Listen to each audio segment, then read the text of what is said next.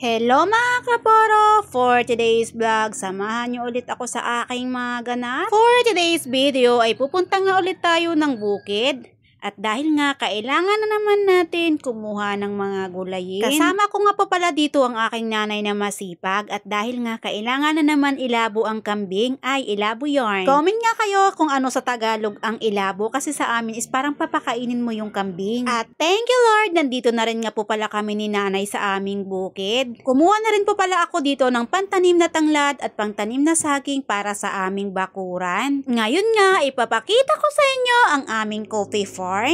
Coffee farm yarn. Ito nga po pala ang coffee farm namin. Ayan nga, may bunga na rin siya. Kaya so nga is hindi pa talaga siya hinog.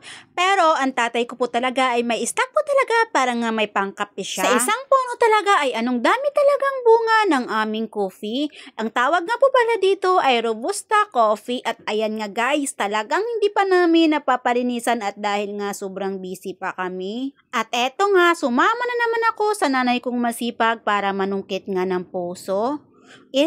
Poso ng saging. After nga manungkit ni nanay ng puso ng saging ay umuwi na rin po pala kami ng aking nanay at dahil nga umuulan na naman talaga. Yan lang po ang ating update for today's video. Maraming salamat. Please like and share and we love you all and God bless.